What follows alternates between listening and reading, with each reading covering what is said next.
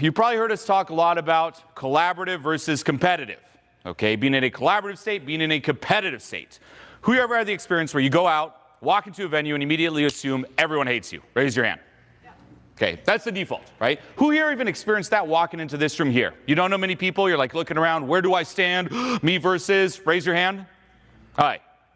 Now that there, if you zoom out, that's the competitive state, a competitive frame, and everything is filtered through that. And the number one, which I can change my mind and say number one again, but one of the number one sticking points people have is they have this frame, and you can think of it as glasses you put on, right? You see the world, now it's me versus. And you have these glasses, and then you try to apply techniques to battle that, right? So here's a common one. Say I were to walk up here on stage, and it's me versus, right? Me versus all of you. Instead of, say, clapping, say everyone was like, boo! And I'm like, okay, here I am. How would I battle that? Number one. You guys want to see what that would feel like? Give me a boo. Come on.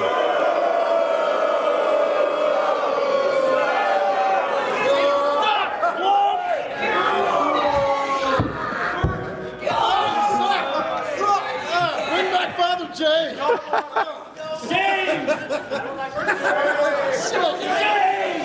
Now. What happened to you? Now. Why'd you do this? You're I did this. You did this. This is your Now, let's just say, that actually affected me, which it totally didn't. But let's just say it did. Say I were to walk in a venue like this. This is how I would experience it. I have those glasses, and I now view you all as monsters, right? And the way our mind works is we really exaggerate it. Okay, I'd experienced this forever, again, with social skills. I'd walk in a venue, and I'm like, everyone's staring. I would also assume, this is what's crazy, that everyone knows each other. I'm like, everyone here is already one big group, and I'm the outsider who now needs to join this party. So I'd walk in, I'm like, okay, here's the big party. How do I impress these people? How do I get them to like me? How do I join their party? Right? And from there, there's different techniques, right? So let's examine how I feel at a core, right? I'm like, oh, I'm insecure. Let me put on this front. Let's not look like this affected us. Let's power through. And then I'd probably start building momentum, right? That's one technique. I'm like, oh, maybe if I talk to some people, let me build momentum. Another one is, well, I heard that if you just go a little bit louder again and again, that's good. So I'll go louder with every interaction. Oh, there's all these techniques to not run out of things to say. Oh, there's these techniques, to take people off of pedestals, so on and so forth. And that's how people go about this. Now, that there is a lot better than nothing. Okay, old me way back in the day, that's how I'd experience reality, and I would just stay at home. And that's what most people do. They would never put themselves in a situation where they feel that social pressure, whether it's out socializing, in a venue like this, at a business networking event, you name it. So it's a lot better than nothing. But here's what I realized, okay? You do this enough, and yeah, there's times you get little glimpses, right? And that's the experience of the majority of people who try this, is they're in this competitive state, and they have glimpses where suddenly it's, me and, right? Oh, now people like me. Oh, it's collaborative. And it's the same environment, but it feels completely different. But it's only glimpses. And that never changes. Why? Because say you put those glasses on, competitive. Anything you do from that reinforces that frame. You can think of the lens getting thicker and thicker and thicker the more you act through it. And it entrenches you in that, to the point where now, no matter what the environment is, people get locked in this competitive frame. You'll see people like this, where they try to be confident. The more successful you are, you reinforce the frame. Yeah. But you might know people like this who walk in and they're like, you see they worked on themselves, but something's a little bit off. They come in, they're like, look at this body language. Hey there. They do the Trump handshake, right? You like that? You see me dominate? Yeah, you too? You want to see me dominate? Who's more alpha, right? That's what people do. And it's a little too try hard, or they'll like sit back and they'll like do the crazy body language, just like taking up space like that, or like taking up 3 chairs on purpose. And you're just like, it's a little too, it's like, yeah, you're trying to be cool, but it's like, it's too try-hard and too competitive, right? It immediately puts you in this competitive state. You'll also see people like this where they can't vibe. They can't joke. Everything's a big competition. If you say something like, oh, hey, this good thing happened to me, they're like, oh, that happened to you? Well, you want to hear something even better that happened to me? And they try to top it off, and it's just so cringy. You'll see people like that too. They get very hurt easily, like any little joke, or say you're messing around with someone, like teasing someone for fun, like with friends. They're like, oh, they get really offended. That's what happens. That's the pinnacle of the competitive state, the competitive frame. So the key here is to remove those glasses. And this here is really done through a lot of inner work and letting go, right? It's asking yourself, wait a minute, why is it that every single time I see a stranger, I assume they are against me and not on my side? That's weird. Where did that come from? A lot of patterns and conditioning. But then also, when you go out and start talking to people, it's come from that frame of mind. Okay, what if instead of walking here, I temporarily take those glasses off? And you can even imagine, right? Just like we did here. Instead of everyone like booing, it's like, what if everyone is just cheering me on right now? They might not, right? Say you're in a venue, everyone's like just doing their thing. You could literally visualize like, yeah, they're all cheering me on. How would I feel? How would I act? And thank you. It's only you and me in the collaborative. I like it. No, but it's true. It's like, how would that feel? And the glasses might not be very strong, right? The frame might be very thin, and you'll fall back, and that's fine. But as you start acting and investing in that frame, everything changes. And once you're in that frame, guess what? You don't need to build momentum, because you're already there. You don't get rusty. You don't feel like there's this front you have to put on. You're not clinging to all this approval, right? Only someone who thinks they don't have approval is like seeking approval. You're no longer in this big competition. And this is how you actually become, quote unquote, high value, how you actually become cool. Because otherwise, what's the pinnacle of cool? It's what I just did before. It's the try-hard, the over-the-top, the person who's always trying to dominate, and it's always this power play. Versus, hey, we're all on the same team. You withdraw from that, and there's just something really special and magnetic about it, right? It allows you, one, to be much more powerful in terms of putting yourself out there, expressing your personality, being loud, taking up space, verbally, physically, energetically, you name it, and you're just operating at a bit of a different frequency than everyone else. And that there, key. Why? And this will be the last thing I really explain when it comes to this, because it subcommunicates that you're really grounded in your own reality and you know who you are, right? So say you walk into, this is how I'll illustrate this, say you walk into a very high energy environment, right? Say it's like a dance floor and everyone's kind of dancing, high energy. That's, you could say, the frequency of the environment. What do people try to do? They try to adapt to it. So if they want to, go in there, they'll be like, oh, I'm dancing too. Oh, hey, I'm dancing, like that. But you know what's actually more high value, if you really want to stand out, is going in that environment and actually just being really chill and even walking like slow motion and feeling actually comfortable with it. Very congruent to that. And what does it communicate? Wow, this person is so grounded in their own reality that they don't immediately get sucked into the venue's, you could say, frequency. They're operating a little differently. Same as if you go into a quiet environment and you're just very comfortable, just loud. It's like, whoa, that's interesting. Can't be forced. Can't be faked. But what does it show? This person knows who they are. They don't just adapt to the little frames that society imposes onto them. They're comfortable. They're not pinging, trying to prove, where do I stand? And there's just something really magnetic, and you just get drawn to it. Okay, so although you might hear like, oh, collaborative, and it just sounds very woo-woo, like, oh, that's a little nice and sweet, it's actually very, very powerful. And the people who are seriously good socially, in all instances, always have that collaborative state. When I was naming my mentoring course, I was kind of deciding between high status communication and authentic communication, and I kept doing polls on Instagram about it, and what I said was, somebody who's actually high status isn't thinking, am I high status? So that's why the title authentic communication would actually be a better name for my mentoring course. But almost everybody I talk to is like, no, that's not relatable. If you call it authentic communication, it's confusing. If you call it high status communication, people understand what that is. But ironically, what is high status communication? It's authentic communication. The average person doesn't understand that, though. So the frame that you'll usually go to is you go from high status communicator to authentic communicator. Now, the challenge there, though, and you can imagine where this is that people who have horrible communication will then hear that, and then they'll say, well, I just got to be authentic then, so I'll just keep being a horrible communicator. They're like, hi, what's up? Why didn't it work? That was the real me. So and that's where words like authenticity or congruent get really dicey, because what winds up up happening is that somebody who's operating at a low level will use words like authenticity or congruence as a way to rationalize low-level communication. So it gets to be this whole kind of like messed up Christmas tree lights thing about what is the word authenticity. So the way that you would do it is like at the end of the journey, basically what you'd realize is that you've been severely traumatized and like just pulverized from all angles by society, right? Like society has like, it's like you're in a bad adult film where like you're in the center and they're just like in you from every possible hole. And so, you know, and literally, I mean, that's literally what it is. It's like so bad. Like we could make like a 20-hour seminar just on how bad it is of like what society's doing to you to brainwash you. In fact, a lot of my backlog is on that. So you'll be coming soon, 100 hours of how you're being brainwashed.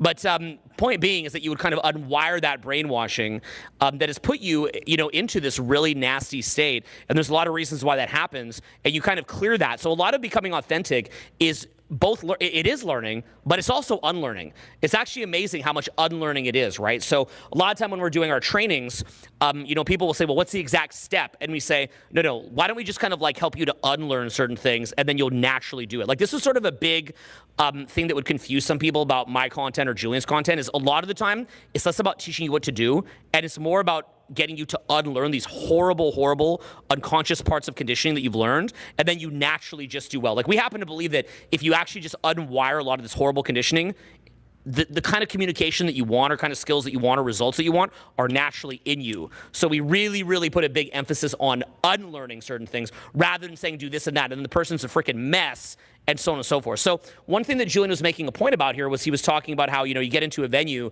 and you think that there's something wrong with you and you're against everybody. Well, that's the natural conditioning, right? And I mean, if you look at the trajectory of that conditioning, just look in 2020 at the trajectory of that conditioning, making people afraid of each other, well, it's pretty obvious what's going on there. I mean, I think we could see this one coming, but you know, you get the idea. So that's the kind of thing that we've got to get people out of is like that separation consciousness, feeling like you're separated from people, feeling like you're constantly in competition with people. There is real aspects of competition, don't get me wrong. There is evolution, survival of the fittest. It's not fake, but it's coming from a very specific paradigm. And there are paradigms beyond that paradigm to where without even being in competition, you win every time anyway. Does that make sense? So it's like when you stop trying to win, you win. This is basically the way that I'd put it to you. However, again, what are some ways that people can misinterpret that? Well, they're like, well, okay, I'm ready to stop trying. And then they do nothing. So it's one of those things where a lot of it is like you get out there and you get a taste of what's possible. So maybe we get you, you know, we do get you out there building momentum, whatever it is. You get kind of, as Julien said, you get a taste of it. But then later we've got to kind of backwards engineer what that generated, right? Say that you built a lot of social momentum. Well, what did that generate? Well, after you took so much action that you shut down the thinking mind, and after you kind of proved to your brain that it's safe to be at peace, you're like, wait a minute, I took so much action, I shut my brain off, and I realized this is completely fine, it's totally safe, it's totally chill. I love this. This is like awesome. I feel totally at peace because that's really what a great night is like, right? You're at peace. You're expressing freely. You're like, wow, this is cool. Well, when Julien's talking about the competitive versus collaborative frame, what he's really referring to is that feeling. So over time, you've got to have that realization, wait a minute, I don't just want to take action. I don't just want to be in what's called the doing paradigm to achieve that state. I want to be in what's called the being paradigm to achieve that state, okay? So it's not something you're doing, it's someone who you're being, okay? So you can think of three different sets there. One is called the have or have not paradigm. The having paradigm, this is common in self-help. Have or have not paradigm, they call it the having paradigm. So it's like, well, you're either good looking or you're not. You're either rich or you're not. So people in that paradigm, you'll literally see like entire forums with them just ranting and railing about how like you either have it or you don't, and they're really fixated on it. Now, by the way, when you look at a lot of what they say, I think when you read it, you start to read, you're like, yeah, okay, you're kind of reading it. But what's interesting is how much they fixate. That's where you know there's a problem. When they're so fixated on it that they're sitting there using it to beat themselves over the head, and there's sort of like this OCD look about what you have and what you don't have. Unfortunately, we're also seeing this in politics now, where there's like a lot of political movements about like what people have or don't have. Rather than getting caught up in what you have or don't have, why don't we just get caught up in just everybody having and like everyone crushing it? Like rather than just like being mad, why don't we all just drive Ferraris? Why don't we all just do vacations? Why don't we all just become super rich? Why don't we all just be awesome? Why don't we all just become happy? And it's like, well, you can't do that. Like, no, you're lying. You're lying. And here's why I say you're a liar. Because it's called opportunity cost. For all that time that you spent complaining about the haves and have-nots, how much time have you spent into really growing? It's all, say this word after me, what else? Say that, what else? Okay, it's the same thing with people in the have or have not paradigm. You'll notice that they fixate and loop and talk and they're literal experts in how much they can't have something because they have or have not and they're a have not and other people have. They're an expert in it. They're literally experts in what they don't have. It's insane. They can talk about it for hours and hours and hours. Deep wells of philosophies of what they have or don't have. You're like, wow, like you are an expert at what you don't have. Like you could literally talk for the next month. You could run entire courses on what you don't have, right? Let's talk about how to actually go get it. No. It's truly sad. The mind can only process a solution at the level that you've kind of internally evolved to. So your mental bandwidth can't even let something land if you mentally have not got to a point where you could actually let that land. So like, I could tell you stories about our business and a lot of different challenges that we've had, and you'd feel really bad for us, okay? I mean, you would be like, wow, that really sucks. You know, I mean, we've really just like, you know, talk about taking every hole. We have definitely, you know, definitely in every, holes we didn't know existed, and we're just like, there's a hole there, you know, right? Like it's just there's holes we didn't know we've taken it. And, you know, and we tell you about how that happened and how much it sucks, and it would be accurate, but largely, like, if me and Julien could go back to like our early 20s now and then just like know what we know now, most of these problems would be a joke. Literally, most of the problems would be a joke. Like, I mean, I could handle these things like in 3 seconds flat. But here's what's scary. We were being told the answers when we were in our early 20s. We had incredible experts. We actually attend a lot of personal growth seminars, like stupid amounts. And we'd have people literally giving us the answer to a lot of our problems. But we couldn't register it because we just weren't mentally there. I remember I read Stephen Covey's 7 Habits of Highly Effective People when I was 22. And I read it. I thought it was so boring, so uninteresting. I'm like, who would read this? This is like what corporate suits read. It's lame. And I reread it at 30. And I was like, how did I not see this? All the answers, all my problems from the past 10 years are right in this book. And I just couldn't see it. And I remember I had another case. I was at a seminar with Eben Pagan, and I used to be a guest speaker at Eben Pagan seminars for many, many years. And I was like a top guest. It was super cool, and it was with his old pseudonym. And what would happen is we'd learn a lot of different stuff. It was really powerful stuff. He's a great mentor to me. Really grateful for meeting him. Helped my life a lot. And so I remember I found this random PDF that one of my staff had put onto my desktop, and it was a PDF of this thing called On Being a Man by Eben Pagan. It was this really cool PDF. And I read it, and it blew my mind completely. Like, in that one day, I had a complete change of paradigm. And it had all this stuff in it. Like, to me at the time, it was mind-blowing. Like, let me give a couple examples. It would say things like, a boy takes all the props when anything goes right, and then a boy blames everybody else when things go wrong. Okay? And then it said a man, when everything goes right, gives credit to his team, and when things go wrong, takes the blame. And I remember reading this, and I'm like, but why would you do that? That's stupid. You know, I'm like, why would he say that? Like, this guy's supposed to be smart. Why would you have it to where, like, why would you just blame yourself for everything? And then anytime something goes well, you just give the credit to other people for your work? That's dumb. And I remember thinking that, like, that's how low of a paradigm I was in. And then I sat there, like, looping on it and thinking about it and coming to understand what paradigms were. And when you go into a new paradigm, it's like you're a chick coming out of an egg and your little head pops out and you're like, whoa, this is crazy. It's a whole entire paradigm where, ironically, letting things go actually goes better. An example would be what Julien was describing in the competitive paradigm versus collaborative paradigm. In a competitive paradigm, maybe you get a congruence test put at you, and you're like, okay, I've got to like demolish this congruence test. You're like, I've got to have like the funniest line. I'm gonna like totally slay and all this stuff.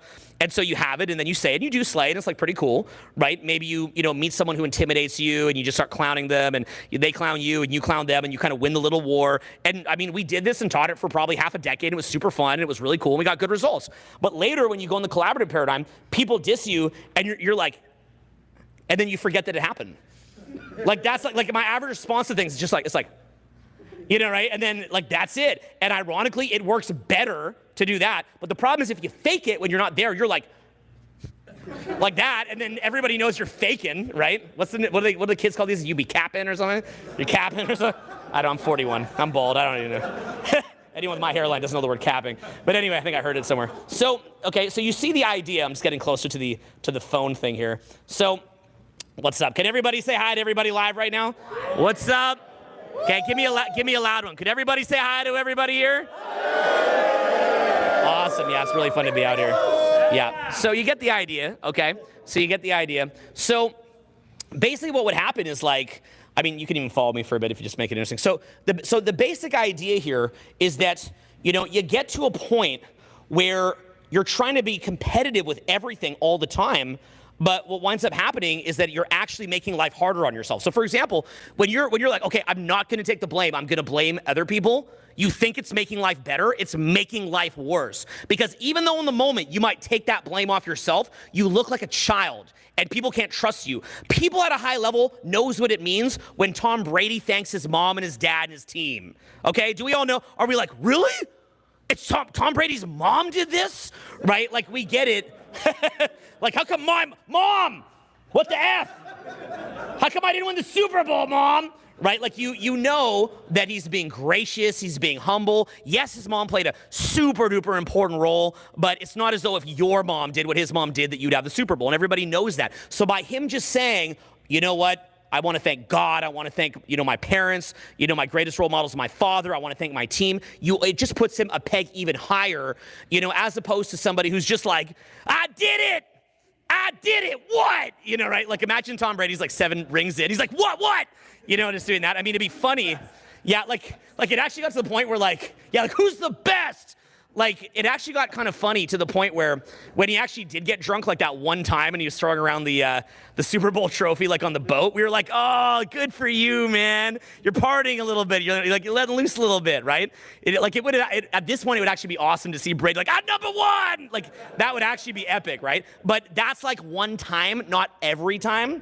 And so the thing is that that's putting him up a level. But that's what it means. Sometimes it's like the control paradigm or the release paradigm. So it's that idea of when you let certain things go, good things happen. It's like if you're sitting there fixating and fixating and fixating, sometimes if you just stop fixating so hard, the answer just comes. When we come up here, yes, we have preparation, but if we let go when we speak, we can make an even better speech than if we're prepped and have everything in a row. I know because this year I went back to writing a lot of my videos that I have upcoming, and one of the because they're like 2 hours long, they're super duper dense, so they're very, very structured, and that's been the hardest thing for me is like, you know, preparing everything. I'm like, okay, guys, point #1. And I'm like, this just doesn't sound that cool. You know, it's not in a flow state. I'm trying to control it to make it perfect. It's not in a flow state. So part of my process has been I'm actually memorizing vast swaths of content because I'm doing these like 2-hour videos and kind of mixing, having it structured but also free flowing. But in large part, I'm still accessing that release muscle because what I'll do, and it's kind of crazy, so I'll go in there with a structure, but then sometimes I go off the structure and it gets even better, and later I bring those components in, and it makes the video 5 to 10 times better when I do that instead of being attached to that exact structure. So that's the power of structure. Yes, structure is amazing to give you a frame of reference and to give a direction, but you can also feel free to go off of that structure in that release paradigm. These are higher level paradigms. When does that happen? When you're not so much in competition, in fear, in you against them, and you're just above the fray. So for anybody in here who hears about the collaboration versus competitive frame, and you're like, I'm gonna compete till I die, you know, like people who love, and I'm a huge fan as well, huge fan, I've met him, Timothy S. Grover, like amazing guy, right, with winning and all that. For anybody here who loves that with winning and all that, I do too, Julien does too. Winning and Relentless, 2 are our favorite books. I reread them all the time. But the best way I'd put it to someone who's like that is this. Once you're in the collaborative frame, it's like you already won. You're so far above the frame that you just dominate everyone anyway. Because amongst the chaos, you're the most chill, and your actions have more potency to them. Great book to read is the Tao Te Ching, and it talks about how there's this like universal flow of life, and rather than fighting against that flow of life, you kind of tap into it. Super duper powerful. Kind of side point with that. I just came back from shooting for 5 weeks straight almost. I was doing program filming and shooting. I was in Nepali Coast. Anybody here see any of the videos on my Instagram, like up in the waterfalls and stuff? So I'm up in this like waterfall. We climbed up it, like up in this crazy cliff in the mountains, and I'm just like killed because I've been shooting for 5 weeks. It's like my last video shoot, or I think my second last video shoot, and I'm just getting killed. And I literally was like, I have nothing left. I'm dead. I've been on the road too long. I need to sleep in my own bed. I'm dying. And I was like, where can I get the energy? What do I do? And then I literally went off by myself for 40 minutes, and I listened to this like 12-minute YouTube video about the Tao Te Ching, and I literally got explosive with energy. I'm not even kidding. Like the whole first part of the shoot, I was just like, I can't remember what I'm saying. I'm dying out here. I've been on the road for 5 weeks straight. I'm not sleeping properly out here. I'm just getting killed out here. And so I was like, I gotta dig deeper and find the answer. So literally, I went and I listened to 10 minutes of the Tao Te Ching, and basically what it said, and it's quite straightforward, is that there's a flow of life, there's an energy that is a returning force, and if you don't resist it and you just flow with it, you'll get more energy. And that's what I took from it. And I actually felt surges of energy, 5-10x what I'd get from caffeine, and without the jitter, as a good advertisement. Tao Te Ching, 5-10x energy of caffeine without the jitter. And that's literally what I experienced. It's very, very powerful, really cool. And that's a lot of what Julien is talking about here as far as the competitive versus collaborative frame is like largely what he's getting into here is this idea that, when you can just let go, it's very powerful. That's why Julien teaches a program about letting go. I'd even get you to add to a bit of this back on the phone here. Are you guys at home enjoying the iPhone live broadcast? I hope that you're enjoying it. We're just literally threw it on an iPhone with a mic input, so hope you're enjoying it at home here. Yeah, no, what I'd say too with winning, by the way, and I'm sure, Timmy Boy, my good friend Timmy Boy Grover would agree, is This is the coach of Kobe and LeBron. yeah, but say you take those, right? Or Jordan, right? Like say you take Jordan, right? Like, is he a winner, yes or no? Yes. Yeah, right? Kobe, winner, yes or no? Yes. Okay. Now, do you think, though, that they're in a competitive state? Yes or no? Yes. No. Why? Who are they competing against? They already won. They're competing against what's possible. Get it? Everyone else is competing with them. If you're in a competitive frame, you're already placing someone else above you. You're already in reaction. Oh, it's me versus that person. They're not competing with anyone there. They're just like, hey, I already won this. All good. Let me keep pushing myself and see what's possible. And then guess what? Everyone reacts to them. That's what true winning is. It's not going out like, oh, how do I do? It's like, I already won. Let's just keep pushing it. Just for me. Just for the sake of the experience. Because guess what? Say an event like this, right? Or any event, or any, again, more advanced programs say that we do.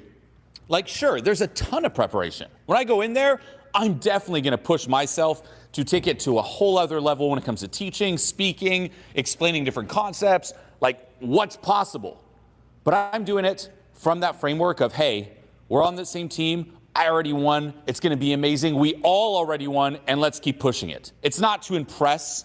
It's not to prove my worth. And here's the other cool thing. What happens is when you get out of this competitive frame where I was micromanaging, you free up so much mental bandwidth and so much willpower. Huge, right? We all have the same amount of willpower. You might even want to slow play that. Just to slow play that. Imagine you just 5x your energy and focus. Well, you're not in a competitive frame anymore because you're so dominant that you free. So ironically, the framing contracts you, and then you have to be like in this like super salty mind state. Yeah. So when you let it go and it goes like this, then you're not in fear anymore. Do you guys see how that plays out? Yeah. And remember too, collaborative, you can still play to win. You still play to win from a collaborative state, not a competitive. It's you aiming for the win versus, oh, I must win and beat this and avoid that. Because what's also competitive, it's really playing not to lose. It's you versus, right? But say you take that willpower, right? We all have the same amount, except most of us burn it micromanaging things going on inside and being paranoid with the external, right? Say it's competitive, I'm be like, oh, what do they think of me? That's where my mind's going, right? There's the bandwidth. What do I think of me? Better maintain a front. Let's use all this willpower to maintain a front. Let me analyze the crowd. Do I see any squinting? Are they smiling? Are they into it? I'm burning all that on that. And then guess what? There's this much left for the content. What about clearing all that? Hey, no longer me versus, I can relax. Don't need to micromanage any kind of front. Can be me. We're all on the same team. All that willpower, all that bandwidth is freed up, and now it's dedicated towards the delivery of this message. You guys see what he's doing? He's not doing this because he's just a polished speaker. This isn't something you just get from polish. It is somewhat. What he's doing, any of you can do if you unchain all that mental bandwidth. It's that most of you, when you come up here, your mental bandwidth is you're so overstimulated and so up in knots in your head. If you just let that go, you become like Julien.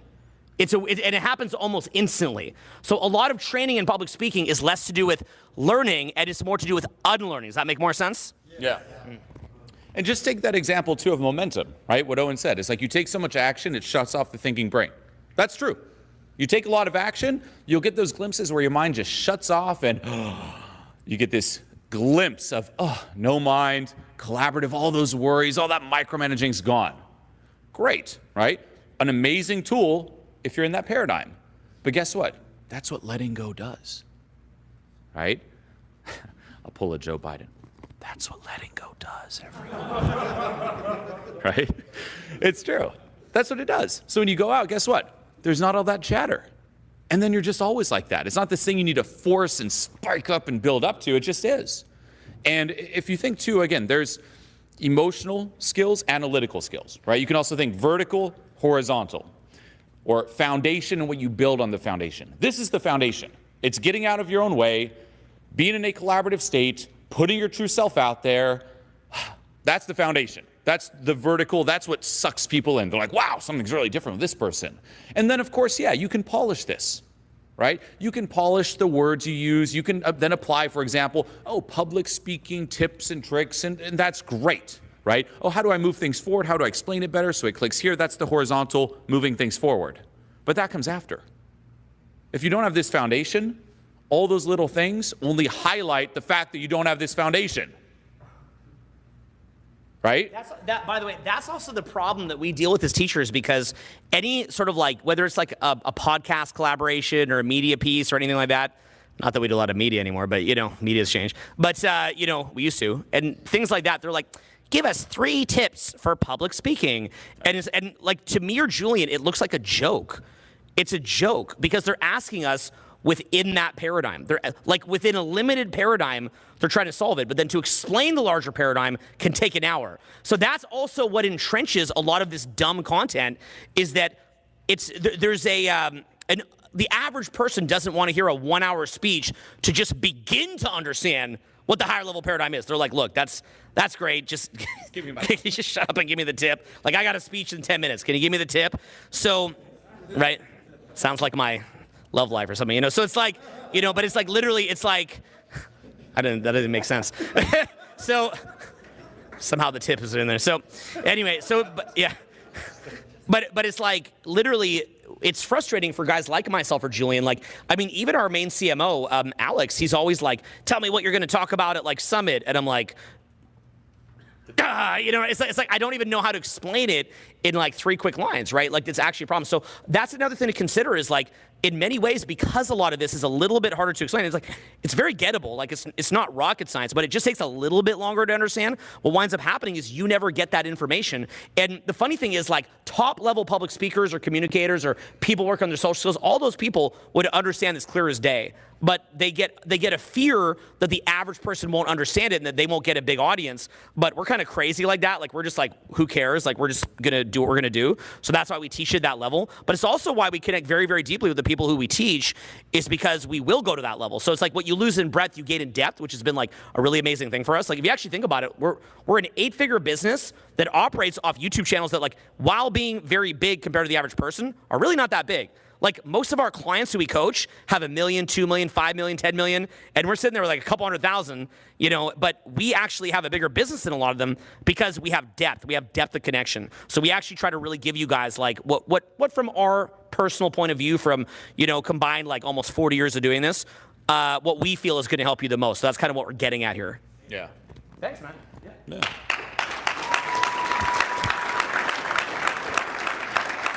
Yeah. But if you're honest with yourself too, like, seeing those little 3-tip videos, deep down inside that doesn't do much. All right, like, everyone watches it, of course, for the entertainment. It's easy, it's digestible. But hey, if that worked, everyone would be amazing, right? Everyone watches those, not much changes, right? Gets you started within that paradigm. Yeah. Within that paradigm, gets you moving. This video's like, hey, one little tip's like, look at Tony Stark's eye contact there. Oh, and someone breaks that down, and you're like, oh, that's going to change everything. To be fair, be careful, because we actually coach most of the guys who did that too. We love you. So yeah. Now, but here's the thing. It can be an amazing breakdown too, right? And getting to understand like subtleties in that is great, but that's not going to change it, right? There is no skipping this type of process. For you to truly change and improve your communication, how you come across connecting with people, you got to take the deep plunge. Like, this is a deep journey really diving into all the things that have been running you, diving into your past, all the conditioning, all the programming, getting back in touch with who you are at a core before all of that, right? Linking it back to what Owen was saying too, with like, be yourself. Be yourself is amazing advice. The problem is, none of you are being yourselves. None of us are. We've put on this front, right? We've been conditioned into it. We've been acting through this fake self for so long. We've convinced ourselves that's you. It isn't.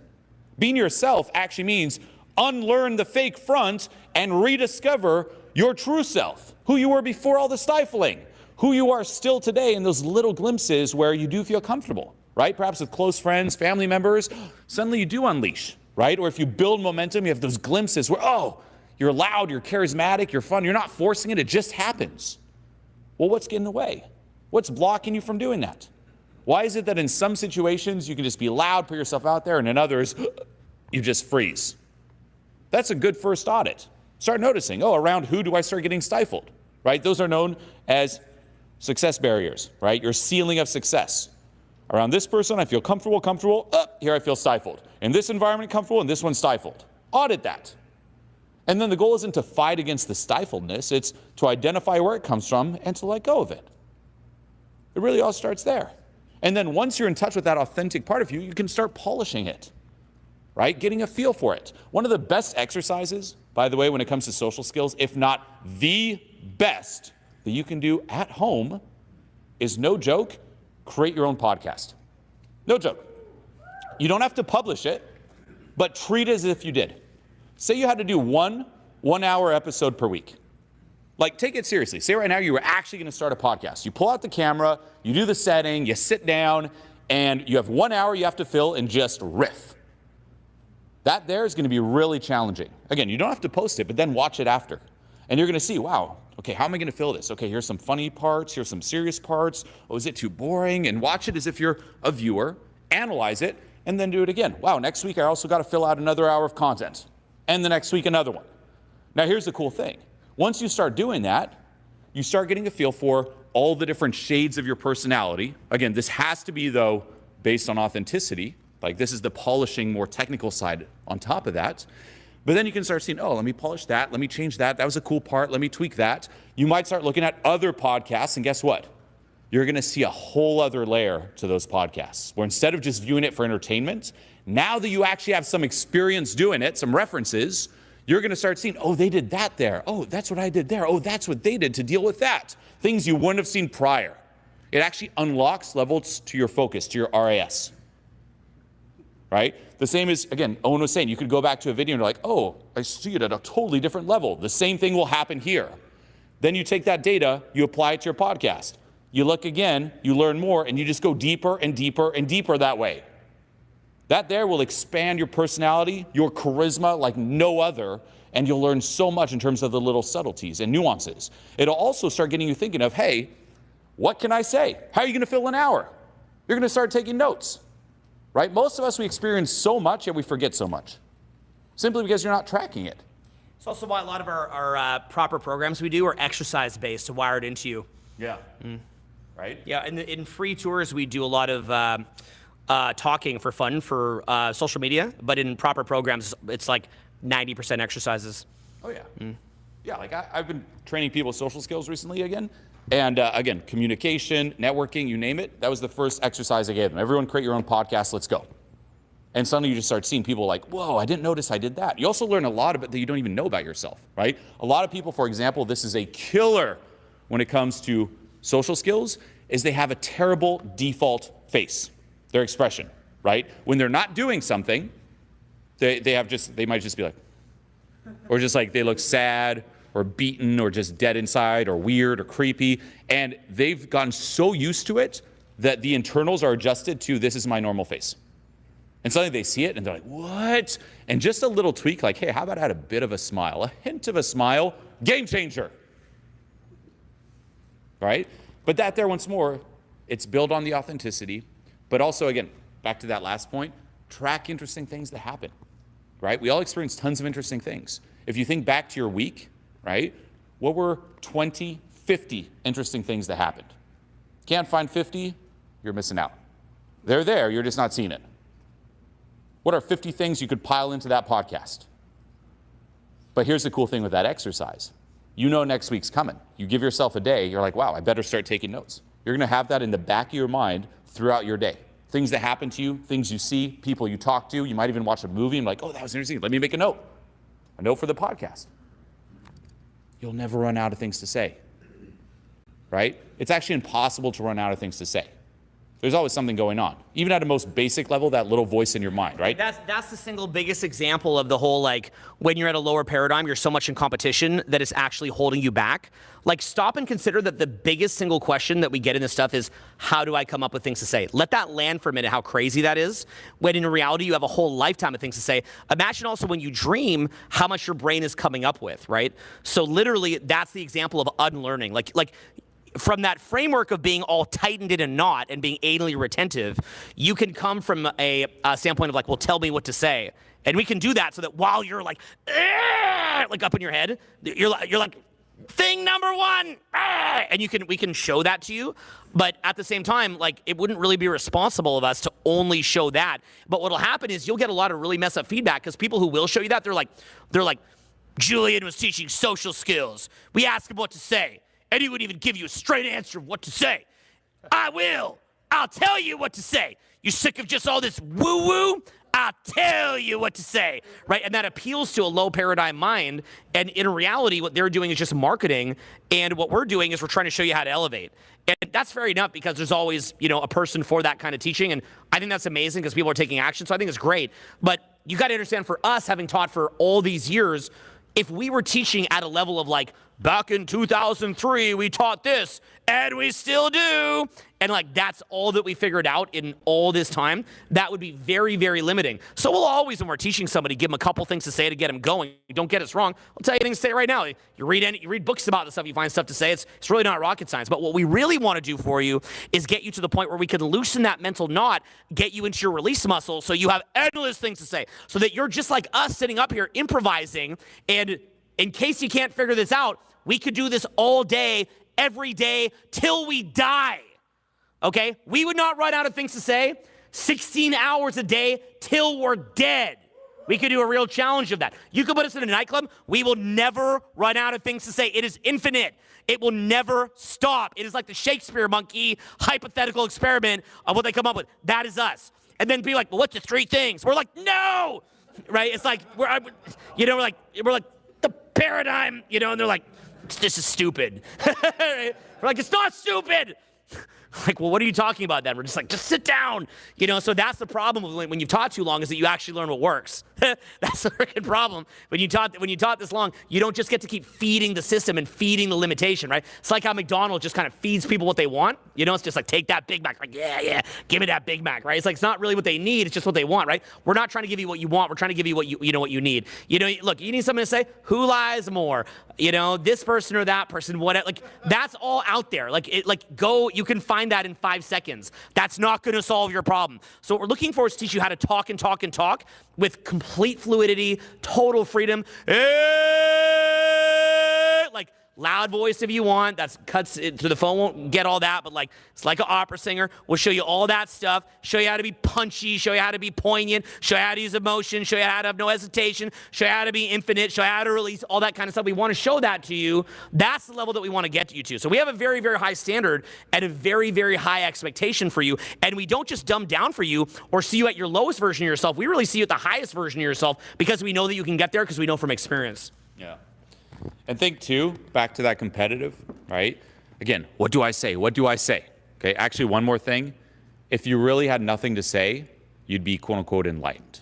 None of you have nothing going on right now. It's not quiet if you just sit there in silence, right? There's nothing, like your mind's yapping about, there's a million things to say.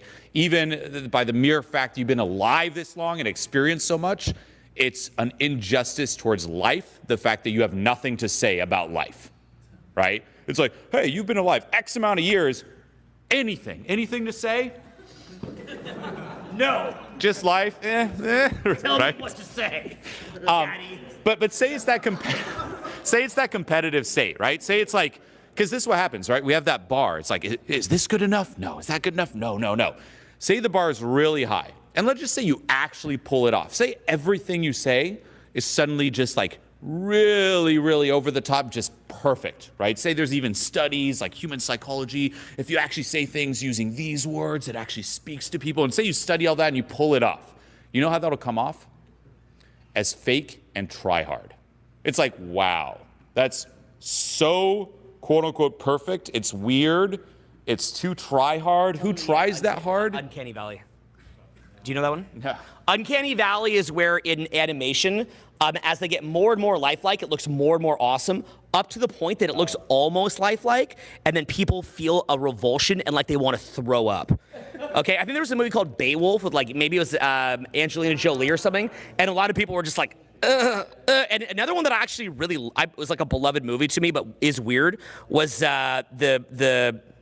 it was like a James Cameron produced movie, The Battle Angel, the Alita Battle Angel, right? And I love that. I think it's amazing. I wish the sequel would come out. I loved it, but it is a little weird. Like you look at it, you're kind of like, ugh. So it looks almost real. That one's not quite as bad, but you know my point. Yeah, great movie, but it is very weird. So that's called the Uncanny Valley. So a lot of what we see people trying to do is just literally they're creating the Uncanny Valley, and it creates a lot of like revulsion. Now look, don't let that stop you from, taking the 3 funky tips and getting out there. Look, any progress is good progress. Okay, don't take us wrong. Like, no, you must learn to infinitely talk before your first day leaving your home. Right, almost like the new governor giving you new criteria to leave your house. It's like you are locked down until you could talk endlessly. So like we're not doing that to you. So yeah, everyone at home too. Yeah, it would. Yeah, it would. They love it.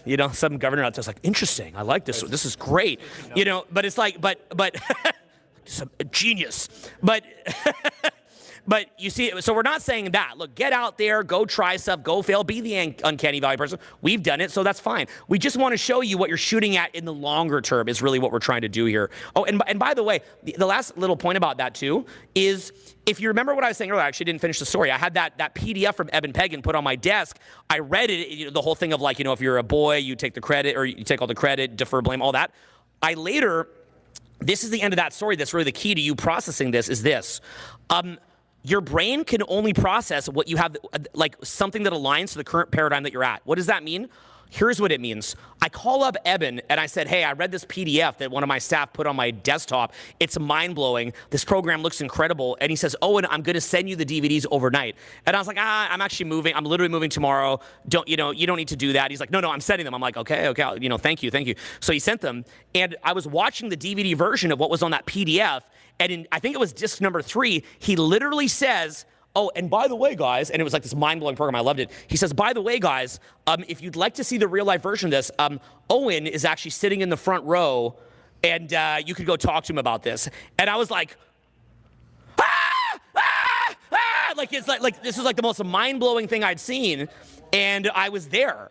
Right? And so that's what you'll notice with higher paradigm learnings, things like the Tao Te Ching, like the Bible, like what Julien's teaching in TM. What you're going to notice is that you're going to see it at one level when you're newer, and you're going to come back to it later. Like, you have to understand, there's people that would be hearing the speech or seeing it online that to them, they cannot process this. And even me saying that, they're like, of course I can't process it, because it's stupid. It's stupid. It's stupid. It's have or have not. If you have not, what's all this mumbo jumbo? You either have it or you don't, right? That's people in the have or have not paradigm. People in the, it's the having, doing. People in the doing paradigm are like, what do you do?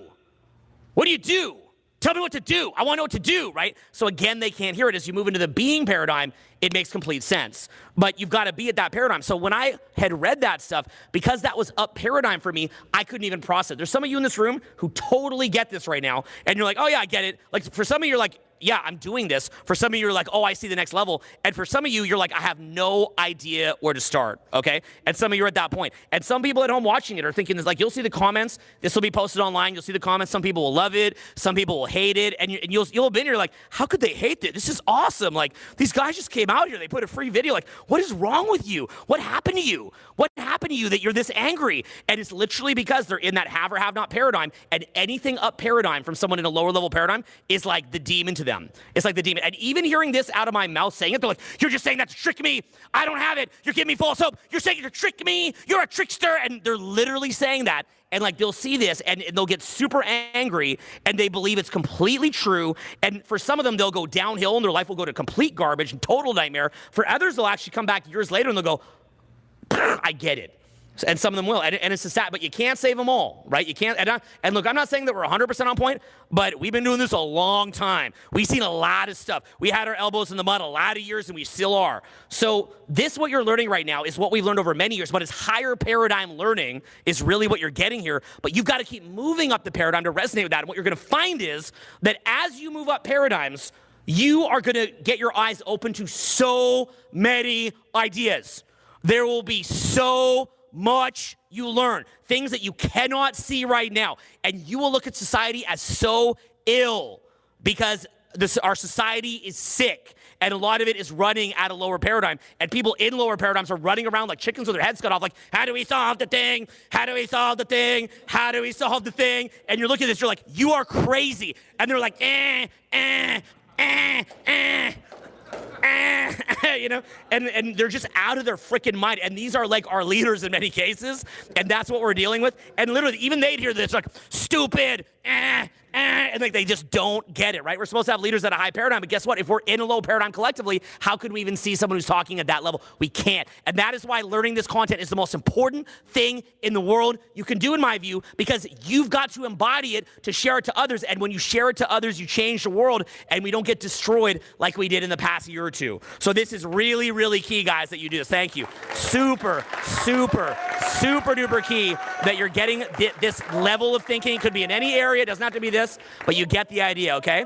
You get the idea. And so, guys, okay, I've got a lot. We're going to go way deeper tonight. We're really like just scratching the surface here, but I'm going to wrap this video. Could you guys give a big hand for Julien right now? I'm going to wrap this video right now. Thanks, guys.